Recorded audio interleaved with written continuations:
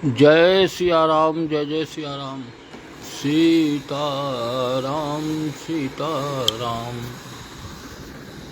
जय सिया राम, जय जय सिया राम। श्री राम जय राम, जय जय राम।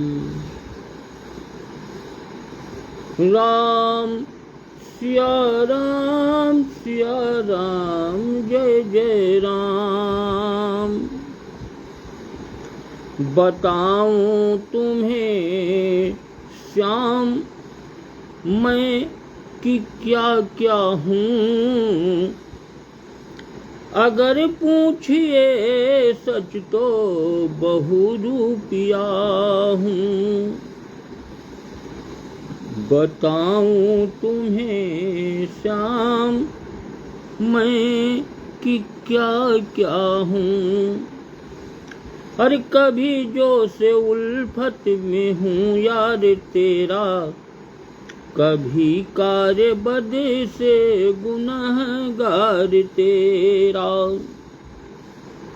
कभी जिनस तू है मैं खरीदार तेरा, कभी रूए गुल तू है मैं खार तेरा।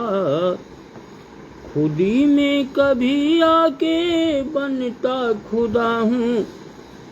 अगर पूछिए सच तो बहुरूपिया हूँ। बताऊं तुम्हें श्याम मैं कि क्या क्या हूँ। अरे कभी वेद वक्ता, कभी पूर्ण ज्ञानी, कभी हूँ उपासक, कभी धर्म ज्ञानी। कभी हूँ कुटिल क्रोध मद मोह मानी, कभी हूँ सहन शांत मन कर्म बानी। कभी ब्रह्म व्यापक अखिल सृष्टि का हूँ।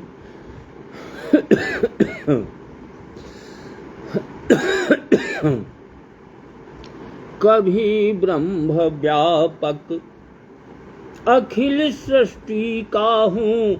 अगर पूछिए सच तो बहुरूपिया हूँ। कभी हुस्न यूसुफ का गम भर रहा हूँ, कभी दारे मंसूर पर मर रहा हूँ। कभी गैर पर जान फिदा कर रहा हूँ, कभी मौत अपनी से खुद डर रहा हूँ। कभी हूँ बका और कभी मैं फना हूँ। अगर पूछिए सच तो बहुरूपिया हूँ। अगर पूछिए सच तो बहुरूपिया हूँ। कभी कर्म योगी, कभी कर्म भोगी, कभी हूँ मैं प्रेमी, कभी हूँ वियोगी। कभी स्वस्थ सुंदर, कभी दीन रोगी। कभी सत्यवादी और कभी धूर्त ढोंगी। कभी क्षीण दीपक और कभी कभी कला हूँ। अगर पूछिए सच तो बहुरूपिया हूँ। कभी सकल मिट्टी, कभी सकल पानी, कभी हूँ हवाओं फलक की निशानी। कभी हूँ मैं बेगहर जिंदगानी, कभी हूँ मैं बचपन बुढ़ापा जवानी। तमाशे में आकर तमाशा हुआ हूँ। अगर पूछिए सच तो बहुरूपिया हूँ। कभी दुख ही दुख सर पर उठाता, कभी सुख के सागर में गोते लगाता। कभी थाल पर थाल भोजन लुटाता, अब कभी प्यास से जल बिंदु बिमले से भी न पाता। कभी आप नटवर हैं, मैं नट बना हूँ, अगर पूछिए सच तो बहुरूपिया हूँ। बताऊं तुम्हें श्याम मैं कि क्या क्या हूँ, अगर पूछिए सच तो बहुरूपिया हूँ। राम सिया राम जय जय राम, श्री राम जय जय राम। अब भैया श्री रामचरितमानस से कल जहाँ तक कथा हुई थी, गोस्वामी तुलसीदास जी द्वारा विरचित श्री रामचरितमानस बालकांड दोहा नंबर 67। कल जहाँ तक कथा हुई थी उसके आगे की कथा का प्रसंग आप लोग श्रवण करें।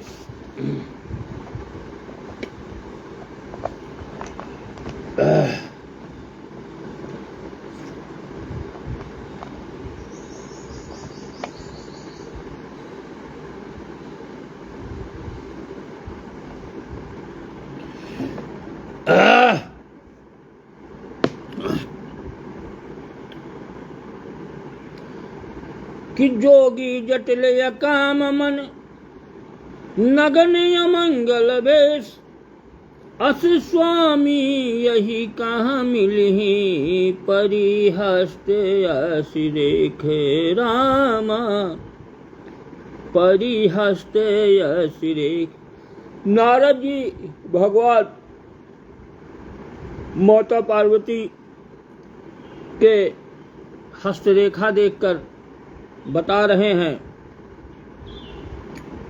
कि इनको जो पति मिले, इनका जो पति होगा यानी पति मिलेगा वो योगी होगा, जटाधारी होगा, निष्काम हृदय, उसके हृदय में कोई निष्काम वासना से रहित, नंगा और अमंगल वेश धारण करने वाला ऐसा पति इनको मिलेगा। इनके हाथ की रेखा ऐसे ही बता रही हैं कि सुन मुन गिरा सत्य जिय जानी, दुख दंपति उमा हर्षानी, नारद हूँ यह भेदु न जाना, दशा एक समुझब बिलगाना। नारद मुनि की वाणी सुनकर और उनको हृदय में, उसको हृदय में सब सत्य जान करके पति पत्नी यानी हेमवान और मैना बहुत दुखी हुए कि अब क्या होगा। तो पार्वती जी लेकिन बहुत प्रसन्न हुई, क्योंकि ये रहस्य नारद भी नहीं जानते थे, और क्योंकि उस सबकी बाहरी दशा एक सी होने पर भी भीतर की समझ भिन्न भिन्न होती है। तो इस तरह से सकल सखी गिरिजा गिरि मैना, पुलक शरीर भरे जल नैना, होई नम्र खा देवरी सी भाखा, उमा सो बचनु हृदय धरी राखा। अरे वाह नीरज राजा, जय हो भैया, जय हो नीरज, जय सिया राम सीताराम। बहुत दिन बाद नीरज कहाँ भूल गयो भैया, भुलाए गयो, आज कहाँ आ गयो हिया। और क्या हाल है, बढ़िया है सब। देखो नीरज राजा भी देख रहे हैं, बहुत पहले आए रहे हैं, बहुत मित्र हैं हमारे, बहुत परम प्रिय मित्र हैं, आज आ गए। अरे आ जाते हैं भूल भाल के सब लोग, कभी न कभी आवत रहा भैया। तो इस तरह से आकाश दीक्षित भी देखो आ रहे हैं, जय हो भैया, जय सिया राम। इन्हों के यहाँ जय जय सीताराम कह ले, तब फिर आगे कथा शुरू करी। आकाश दीक्षित, जय सिया राम सीताराम, आनंदम भव कल्याण मत शुभम। सब लोगों के आनंदम भव, सब लोग आनंद करो। जय श्री सीताराम, आकाश दीक्षित, जय सिया राम। तो सकल सखी गिरिजा गिरी मैना, सारी सखियां पार्वती, पर्वतराज, हिमवान और मैना सभी के शरीर पुलकित थे और सभी के नेत्रों में जल भरा था, आंसू। देवर्षि नारद के वचन असत्य नहीं हो सकते हैं। सब लोग जानते हैं कि नारद जी ने जो ये वचन कहा है ये असत्य नहीं हो सकता है। और ये विचार कर पार्वती ने उन वचनों को अपने हृदय में धारण कर लिया कि ऐसे होगा। उपजव शिव पद कमल सने हो, मिलन कठिन मन भासन दे हो। जानी को अवसरु प्रीति दुराई, सखी उछंग बैठी पुनि जाई।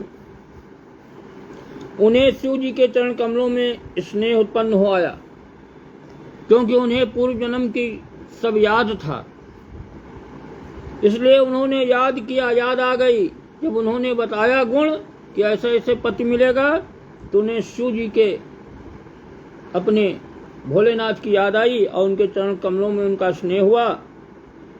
परंतु मन में ये संदेह एक उत्पन्न हुआ कि उनका मिलना बड़ा कठिन है, बहुत कठिन है भोलेनाथ का मिलना।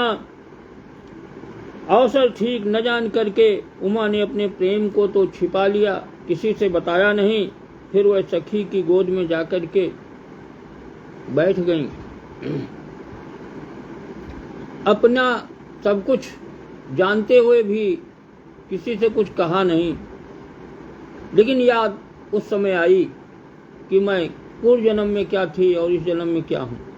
लेकिन अब ये जन्म उस जन्म में अंतर है, मिलना बड़ा कठिन है। अरे झूठी न होई देवर शिवानी, सोचहि दंपति सखी सयानी।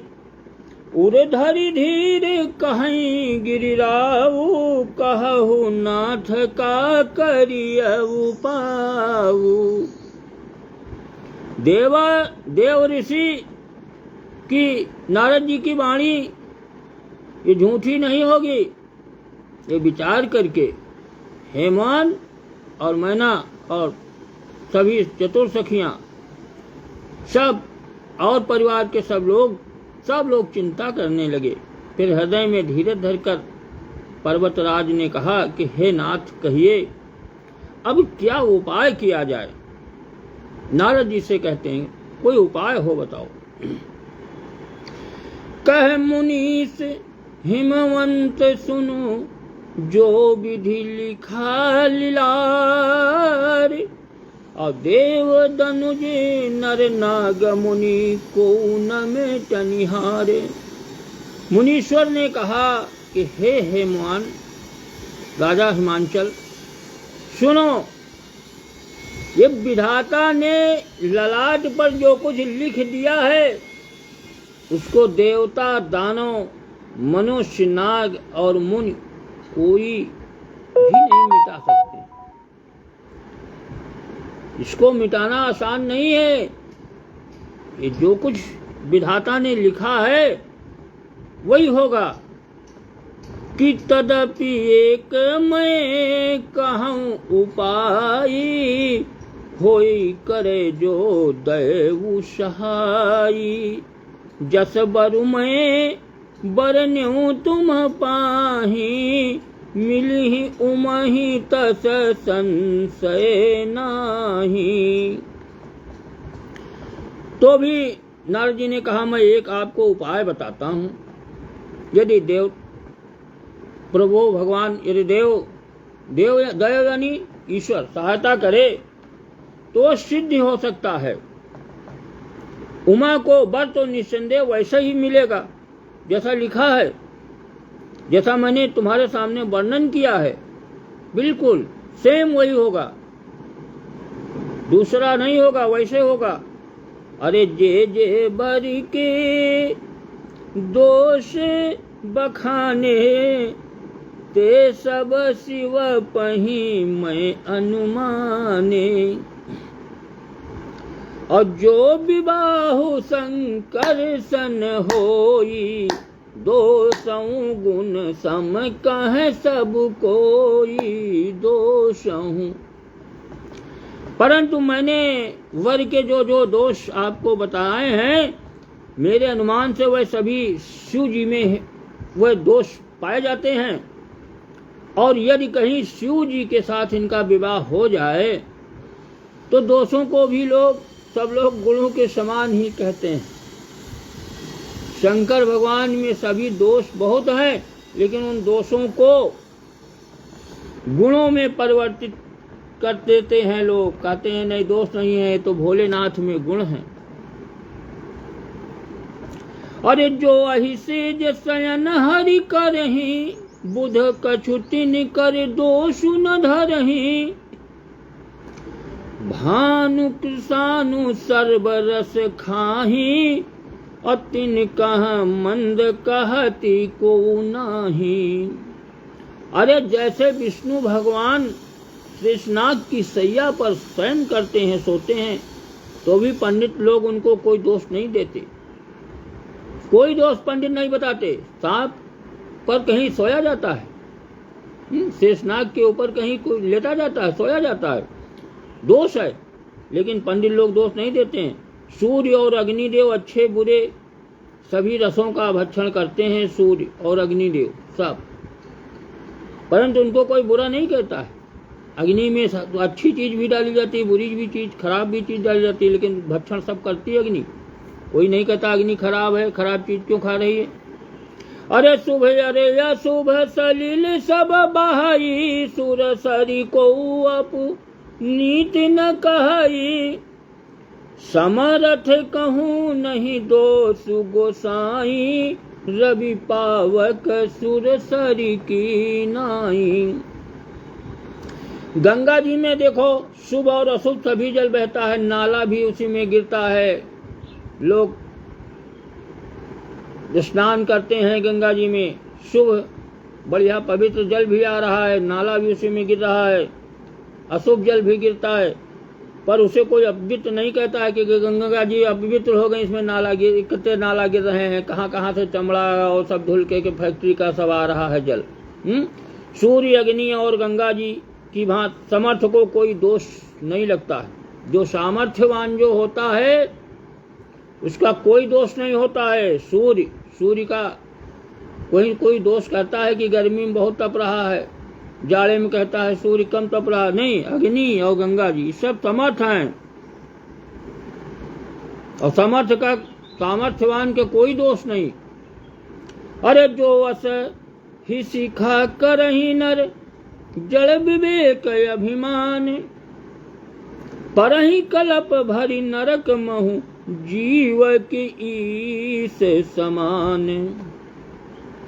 यदि मूर्ख मनुष्य ज्ञान के अभिमान से इस प्रकार होड़ करते हैं तो वे कल्प भर के लिए नरक में पड़ते हैं।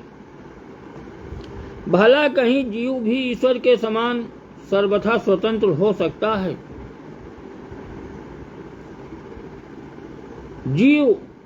भला कहीं जीव भी ईश्वर के बराबर समान स्वतंत्र हो सकता? नहीं, केवल ईश्वर ही है जो स्वतंत्र है, जो चाहे करे, और बाकी सब परतंत्र हैं।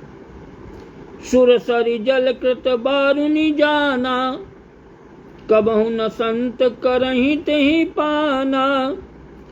सुर सरी मिले सो पावन जैसे, ईसे अनीस ही अंतरु तैसे। अरे गंगा जल से भी बनाई हुई मदिरा को जानकर संत लोग कभी उसका पान नहीं करते हैं। अगर कोई कहे कि हम गंगा जल से ये मदिरा बनाए तैयार किए हैं, और किसी संत से कहा जाए कि इसको आप पान करें, पिएं, संत लोग नहीं पिएंगे, कहेंगे नहीं ये तो मदिरा है, चाहे गंगा जल से बनी हो चाहे, पर वही गंगा जी में मिल जाने पर जैसे पवित्र हो जाती है, और अगर वही मदिरा गंगा जी में मिल जाए तो पवित्र हो जाती है। ईश्वर और जीव में भी वैसा ही भेद है। अगर जीव जाकर के ईश्वर में मिल जाए तो पवित्र हो गया, गंगा जी में कोई भी चीज जाके मिल जाए पवित्र हो गई। लेकिन अगर शंभु सहज समरथ भगवाना, यही विवाह सब विधि कल्याणा। दुराराधिप अहि महेशु, आशुतोष पुनि किए कलेशु। शिव जी भोलेनाथ सहज ही समर्थ हैं, क्योंकि वे भगवान हैं, इसलिए इस विवाह में सब प्रकार का कल्याण है। परंतु महादेव जी की आराधना बड़ी कठिन है, फिर भी क्लेश तप करने से वे बहुत जल्द संतुष्ट हो जाते हैं। अगर कोई क्लेश कष्ट सहे, तपस्या करे भोलेनाथ की, तो बहुत जल्द ही संतुष्ट हो जाते हैं। वैसे तो महादेव जी की आराधना राम सिया राम बहुत कठिन है। महादेव जी की आराधना दंत मात्र कठिन नहीं है, हम बता रहे हैं। भोलेनाथ के पास एक बार शरणागत जाए के देखो, एक ही बार में कुछ नहीं करना है, कोई तपस्या नहीं करनी है, एक बार चले जाओ, बहुत आसान है, जाने की देरी है, पाने में कोई देर नहीं। अरे जो तपु करई अब कुमारी तुम्हारी, तो भाग्यव में सकहीं त्रिपुरारी। यद्यपि बड़े अनेक जग माही, यही कहा शिव तजी दूसर नाही। यदि नारद जी ने कहा कि यदि तुम्हारी कन्या तप करे तो त्रिपुरारी महादेव जी होनहार को भी मिटा सकते हैं, चाहे जितनी होनी बड़ी प्रबल हो, भाभी मेर सकट त्रिपुरारी मिटा सकते हैं भोलेनाथ। यद्यप संसार में वर तो अनेक हैं, वर की कमी नहीं है, संसार में बहुत वर हैं, पर इनके लिए केवल शिव जी को छोड़ करके दूसरा वर है ही नहीं। शंकर जी के अलावा इनको कोई दूसरा वर ही नहीं सकता है।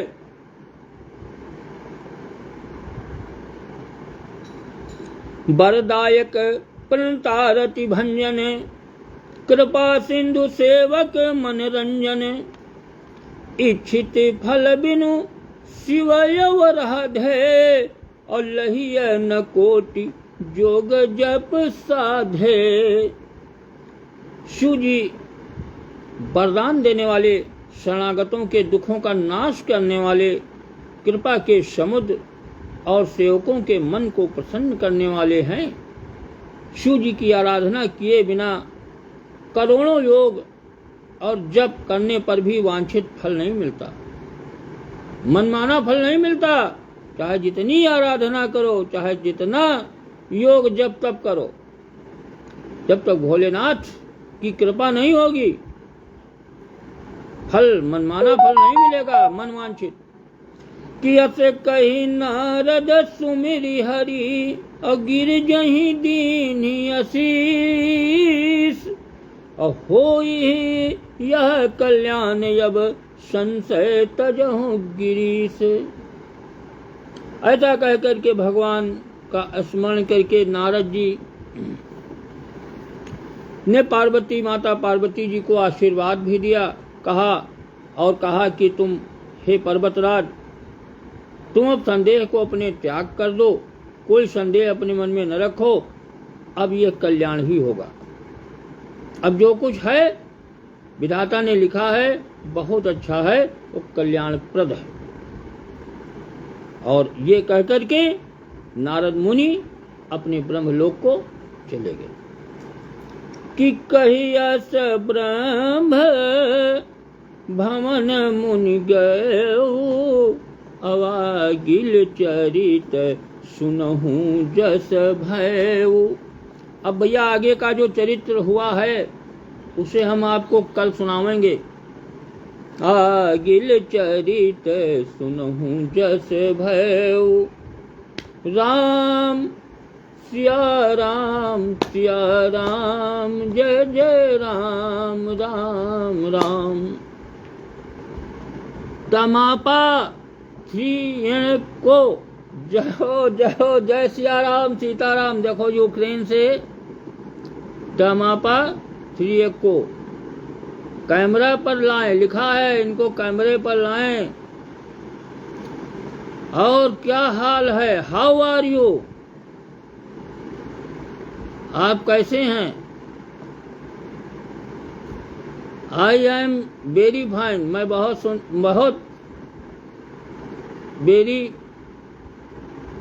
सुंदर। अरे भगवान की जैसी मर्जी, सब उनकी मर्जी पर है। अब भैया कथा तो आज हम यहीं पर विराम, अब आगे की कथा, आगे का जो चरित्र है वो कल आपको सुनावेंगे। और आज की कथा अब आज यहीं पर विराम। हाँ, थैंक यू। देखो लिखिने तमापा को लिखिने thank you for the prayer, I love you are the best in the world. अरे संसार में हम बेस्ट हैं, ये आपके समझ में है कि संसार में हम ऑल वर्ल्ड में हम बेस्ट हैं, लेकिन दुनिया की नजर में हम सबसे बैड मैन। ये तो अपने अपना नजर है, देखने का नजरिया। तुमने कुछ समझ लिया कि हाँ बेस्ट हैं हम वर्ल्ड में, अब कुछ लोग तो समझ रहे हैं कि संसार में सबसे बड़ा बैड मैन है।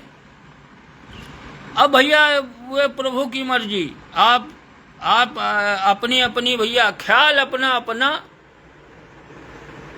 और समझ अपनी अपनी समझ अपना अपना ख्याल, पसंद अपनी अपनी और ख्याल अपना अपना। जय सिया राम, जय जय सिया राम, श्री राम जय राम जय जय राम। जय हो, आनंदम भव, कल्याणमस्त, शुभमस्त। जय जय सीताराम। समाप्त।